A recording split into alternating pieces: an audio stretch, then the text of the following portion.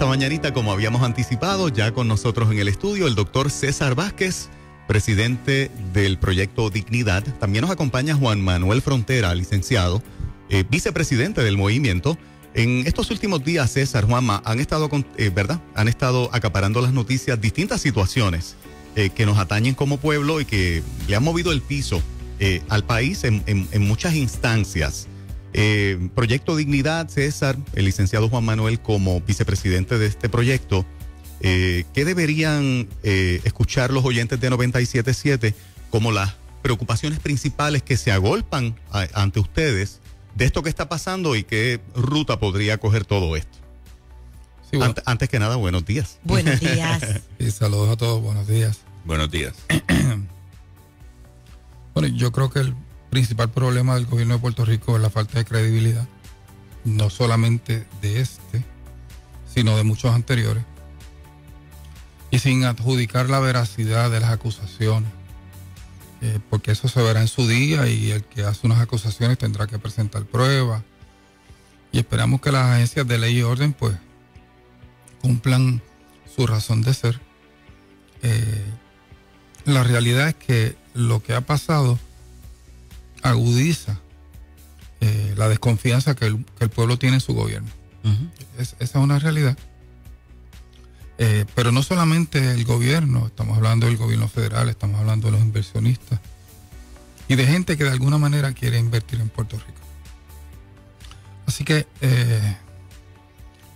la realidad es que este huracán nos ha golpeado antes. Si miramos las administraciones anteriores, pues cada cual tiene su versión particular de ese huracán. Y la gente se tiene que dar cuenta de que esto no es un evento aislado. Para empezar, cuando uno escucha la discusión de la controversia que se ha levantado, uno se da cuenta de que esto viene gestándose hace tiempo, de que había gente que sabía pero no actuó. Pero la gente se tiene que dar cuenta de que esto es un problema estructural del gobierno. Aquí hay una administración permanente en las esferas de medio nivel. Pero aparte de eso, aquí hay unas dinámicas que se dan en los partidos que han accedido al gobierno que hacen inevitablemente la corrupción. La realidad es que en un partido político tú no subes, tú no creces por tus ejecutorias o por tus capacidades, tú creces por tus relaciones. A quién tú le pones dinero, a quién tú le eres servil. Servil, dice el diccionario de la Real Academia Española, aquel que es lambeojo. ¿Verdad? Así lo define. Exacto, el servil. Bien boricua.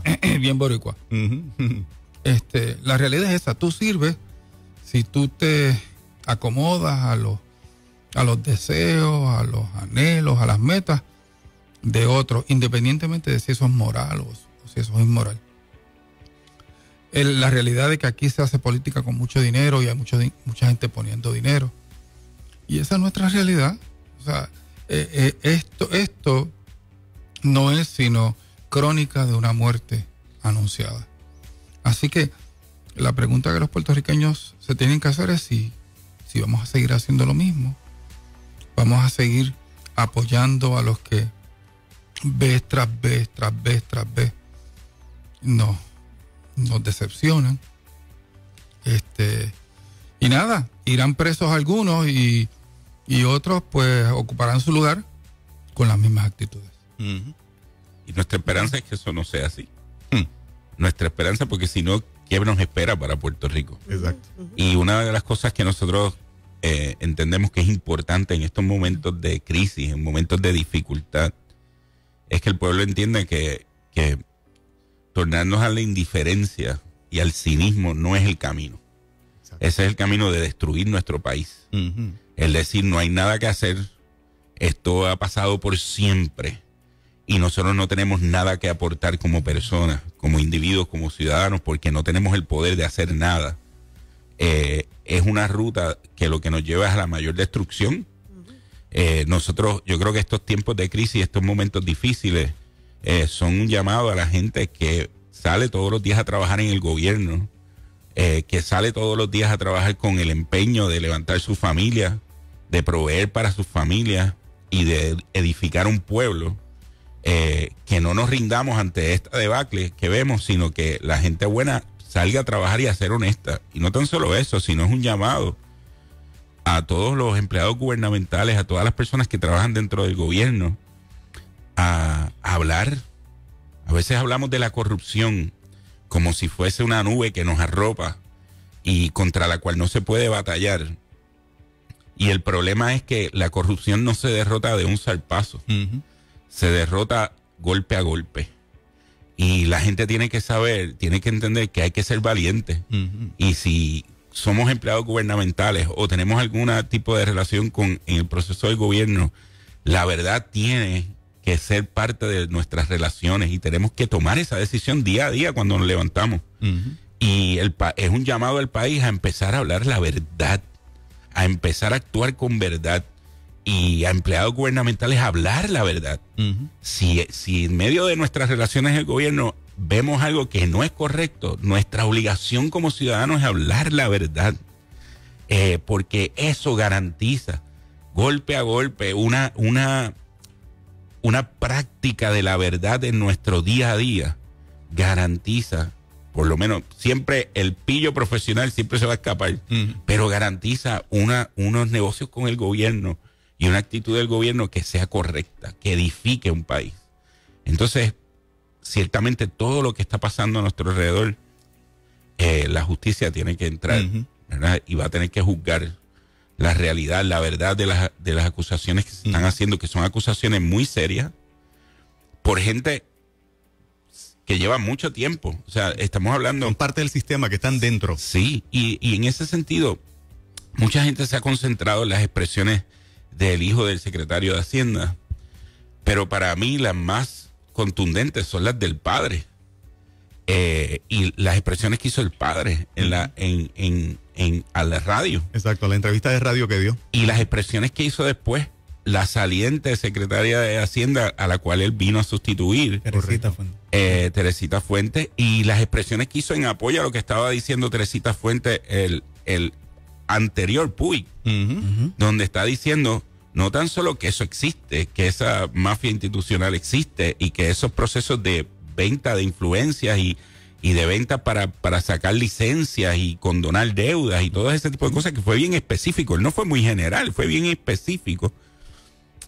Por lo menos preocupaciones sobre contrataciones, preocupaciones sobre ese tipo de dilema se habían traído. Claro. Y en la administración pasada, ¿recuerdas a Vilá, que fue secretaria de la Gobernación, que renuncia precisamente diciendo, mira, aquí hay tanta corrupción que yo no quiero ser parte de esto? Prácticamente eso fue lo que ella dijo públicamente. Y entonces ese tipo de cosas pues nos hace pensar, ¿verdad? Porque pues se traen a la palestra pública y de momento es como si nadie supiera. Es como, esto no lo sabía nadie, vamos a ser referidos, vamos a hacer esto, pero ¿qué hicieron? Por lo menos debe de haber una respuesta al país. ¿Qué se hizo con la información que se obtuvo? ¿Qué seguimiento se le dio a esa información? Este despilfarro de tanto dinero en las contrataciones en ambas administraciones, les pregunto si lo que se está comentando de que para el año que viene Puerto Rico tiene que empezar a pagar la deuda, y los pensionados, por ejemplo, que hasta ahora no han recibido el impacto porque del Fondo General se siguen pagando las pensiones, pero cuando Puerto Rico empieza a pagar la deuda, el gobierno ya tendría menos cash flow para cumplir con los pensionados. Ese golpe el país no lo ha recibido y esperan que el cambio en ese aspecto el año que viene mucha gente lo pueda tener. ¿Verdad? ¿Qué opinión ustedes merece la parte de los pensionados? Porque yo no sé cuántos pensionados hay en su totalidad. 160,000 más o menos. Imagínate, 160,000 personas que se le va a reducir o que van a tener la incertidumbre si reciben su cheque o no ya del año que viene en adelante. Hay más pensionados que empleados del gobierno central. Wow. Pero se le está diciendo a la gente de que hay chavo. La pregunta es para qué y quién lo tiene. Pero en este momento, por ejemplo, aquí entró muchísimo dinero en ayuda para María, ¿verdad? Todavía hay 30,000 toldos azules. Yo que soy médico en el área de Humacao, Yabucoa, Naguabo, Maunabo, todavía mis pacientes las están pasando mal. Y uno se pregunta, ¿y quién se benefició de todo ese dinero? Es interesante porque dentro de todo esta ¿cómo le podemos decir? Dentro de esta tormenta, el tema de los fondos para la recuperación después de María está involucrado. Mucha gente se sintió aludida, insultada, incómoda con el comentario del presidente de los Estados Unidos cuando dijo, mira, yo no estoy de acuerdo en enviar mucho dinero para allá porque se lo tumban, se lo roban. Y da la casualidad de que ahora hay gente nuestra, y aquí quiero ahondar un poco, no es cualquier persona. Estamos hablando de alguien que fue secretario de la gobernación. Hay un individuo que se parecía a Superman porque era director de la Oficina de Gerencia y Presupuesto, principal oficial financiero de Puerto Rico, secretario de Hacienda, un individuo que tenía entrada abierta a Fortaleza. Y de momento esta persona pues ya es non grata. Y entonces pues nada, los personalismos, pues eso se resolverá en algún momento. La pregunta es cuánto de esto es cierto, qué tiene que ver esto con la ayuda a esta tragedia, porque si malo es robar en el curso normal del funcionamiento del gobierno, cuando tú robas dinero que venía dirigido a ayudar a los más necesitados, a la gente que lo había perdido todo, ya eso no es inmoral, eso es canallesco. Y de eso es que estamos hablando. Uno se pregunta cómo alguien de la estatura de este hombre va a hacer unas acusaciones sin tener evidencia de eso. Pues nada, eso se probará en su día. Uno se pregunta cómo su hijo, que es abogado, que debe conocer con claridad qué significa difamación, que está haciendo una denuncia. Es que se está implicando básicamente porque por todo ese tiempo no se habló nada y ahora se habló. Entonces tú estás implicado, si fuera el caso, ¿verdad? Claro, pero acuérdate, no se habló nada a nivel público, pero aparentemente mucho de esto se estaba hablando a nivel privado. Respecto a lo que dijo el licenciado Frontera, esa explicación larga de la indiferencia y del cinismo, de que esto está tan malo que no se puede hacer nada. La vertiente cristiana esto es profético. Y como es profético, pues yo sencillamente me voy a echar para atrás y voy a ver que la cosa vuela en canto, porque como alguien dijo, si me meto, retraso la venida de Cristo. Y de momento uno se da cuenta de que hay como un fatalismo en el pueblo cristiano que tiene que ver también con el retraimiento de involucrarse políticamente, ¿verdad?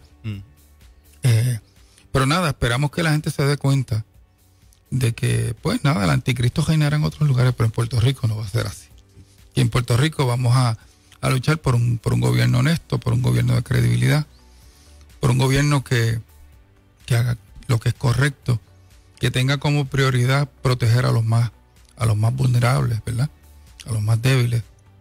Oye, que le diga la verdad al pueblo, porque tú mencionaste algo, y aquí contesto tu pregunta. Se está diciendo que hay dinero, pero en este momento no se están pagando deuda externa, ni se le está cumpliendo a todos los suplidores del gobierno. Cuando Taylor Swain dé un malletazo y diga, hay que empezar a pagar la deuda, y son 1,000, 1,200, 1,500 millones al año, de momento, ¿de dónde vamos a sacar el dinero para pagar las pensiones? La única manera es recortar de manera drástica el tamaño del gobierno. Y yo pienso que hay mucho dinero, manejar este asunto de los contratos fuera de gobierno, de las asesorías, de los bufetes legales externos, etcétera, etcétera, etcétera.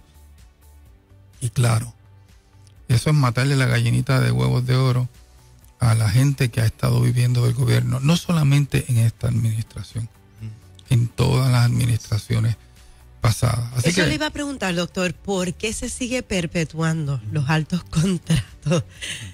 En ese sentido, ¿verdad? Asesoría y demás, porque las cantidades son enormes. Soberano. Tenemos una situación y es que nos hemos creído el discurso, y eso es una realidad, que nos hemos creído ese discurso, de que nuestros funcionarios gubernamentales no son lo suficientemente capaces como para manejar unos asuntos y hay que traer el expertise privado, ¿verdad? Y yo no estoy en contra de que se trabaje con expertise privado dentro de unas esferas específicas, pero yo creo que hay dentro de esas reducciones y esas decisiones que hay que tomar, yo creo que hay mucha gente capaz dentro del gobierno de Puerto Rico que puede asumir su responsabilidad y empezar a llevar a cabo. Lo que pasa es que no ha habido un discurso de levantar el espíritu de ese empleado gubernamental, donde por muchos años se ha venido sufriendo toda esta debacle dentro del gobierno, todas estas circunstancias donde lo que ve no es un trato honesto de partido tras partido tras partido, y simplemente se torna el cinismo, baja los brazos. ¿Para qué trabajar? ¿Para qué esforzarme? Y lo que hay es que traer esperanza y traer una administración que pueda levantar ese empleado gubernamental, que pueda llevar a cabo muchas de las que están ahí y que tienen el know-how y que saben cómo hacerlo. Pero simplemente, o por una cosa o por otra, por circunstancias específicas que hemos visto por esta trayectoria, mucha gente simplemente se ha rendido.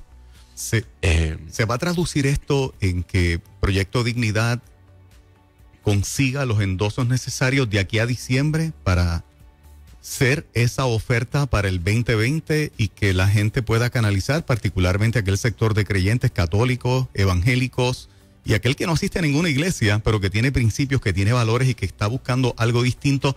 ¿Ustedes piensan que a esta altura del juego se despintarán los creyentes azules, se despintarán los creyentes rojos, verdes, para darle paso a una oferta nueva que ustedes precisamente la están liderando? Tú estás desde el punto de vista profesional y de ciudadano como doctor. Juanma está como en primera fila como ciudadano y como abogado. Claro que son creyentes, claro que aman al Señor y le sirven, pero son ciudadanos preocupados por este país que se hartaron y se cansaron y quieren ser una alternativa. ¿Ustedes palpan eso y que esto se traduzca en 6 meses? ¿En cuántos endosos son? 58,000. 47,200. 47,000. ¿Cómo va esa cosa en los par de minutos que nos quedan? Porque todo esto tiene que revolucionar al sector de fe del país y de principios y de valores para que esos 48,000 endosos aparezcan en solamente 6 meses. Nada, estamos obviamente trabajando al respecto. Se está avanzando en el mecanismo. Ya el mecanismo está en acción. Estamos trabajando para aumentar los notarios ad hoc. Ya sabemos cómo hacerlo. De hecho, este próximo sábado vamos a estar en las inmediaciones del Choliseo, ¿verdad? En medio, desde las 3 en adelante, 4 en adelante, hasta tarde en la noche, recogiendo endosos. Lo único que la gente tiene que llevar es su tarjeta electoral. Si usted tiene tarjeta electoral, aunque no haya votado en las últimas elecciones, usted está inscrito y con eso es suficiente. Un proceso que nos coge 1 minuto, minuto y medio, 2 minutos. Importante para criar el muchacho hay que parirlo. Inscribir el partido es parirlo. Y estamos haciendo todos los esfuerzos, estamos desarrollando grupos alrededor de todo Puerto Rico. Así que esté pendiente. Si no quiere caminar con su tarjeta electoral, sáquele una foto y téngala en su celular y que se pueda accesar inmediatamente para llevar a cabo el proceso. Mira, César, me parece extraordinaria esa iniciativa, pero todavía hay mucha gente, y nos escriben aquí en las páginas de Nueva Vida, que nos pongamos a ayunar, que nos pongamos a orar y que nos olvidemos del resto. No, pero es que se supone, Entonces, ajá. se supone que estemos orando y que estemos claro. orando. O sea, el problema de esto es que esta idea de que ser cristiano es estar lejos del gobierno es equivocada. Pablo dice que el gobierno fue instituido por Dios y que los magistrados son servidores de Dios con un propósito, administrar justicia. La Biblia dice que cuando el justo gobierna, el pueblo se alegra. Claro. Cuando gobierna el impío, el pueblo gime. Y de eso es que estamos hablando. Y precisamente me cuesta creer, ¿verdad? Esta es mi opinión de un joven de 25 años, que todavía dentro del pueblo cristiano sigamos votando por gente que nos prometen cosas que no se cumplen, que son impíos, que no tienen temor de Dios, y creemos como pueblo de Dios, esto es absurdo, como pueblo de Dios podemos creer que un impío puede gobernar mejor que un hombre o una mujer dirigido por Dios. Pero eso es interesante. Y la contradicción esta de que vamos a orar y vamos a ayunar, eso es lo que tenemos que hacer los cristianos, pero yo voy y jajo la papeleta por gente que yo sé que van a usar el poder que yo le doy en contra de mis valores, y eso yo no lo puedo entender. Sí. ¿Qué le decimos a esa gente? Yo también quisiera decir una cosa, y es el aspecto de que hay mucha gente que ha decidido retirarse del proceso electoral. Tenemos la gente que va y dice, los gente de fe no se puede meter en la política, pero van y votan. Y votan sin saber por quién votan. Exacto. Pero también tenemos un sector muy grande de gente que, como yo, en muchos momentos dados, pensé en abstenerme de todo el proceso y decir, si no puedo votar por nadie, si no tengo nadie de confianza, me abstengo. Y lo consideré seriamente por muchos años, ¿verdad? Pero el problema es que asumir esa posición, claro, no cambia nada. No cambia absolutamente nada. Y es simplemente lavar mi conciencia de que no tomé una decisión afirmativa, pero con el no tomar una decisión afirmativa estoy tomando una decisión. Claro. Y el problema es que la abstención en Puerto Rico no resuelve absolutamente nada. Tenemos que tener una oferta. Y eso es lo que, por lo menos a mí, me lleva a tener que salir de mi vida privada. Y porque a mí no me gustaría estar envuelto en esta situación, pero yo entiendo que es una responsabilidad como ciudadano. Claro. Ante una situación difícil de país, no simplemente quedándome criticando lo que está pasando. Tenemos que hacer algo, tenemos que tener una oferta. Y si en el proceso, al dar esa oferta, ¿verdad?, podemos ayudar al país a echar para adelante y a seguir construyendo y a darle esperanza a este país, pues hay que hacerlo. Y nada que no sea bueno, no cuesta.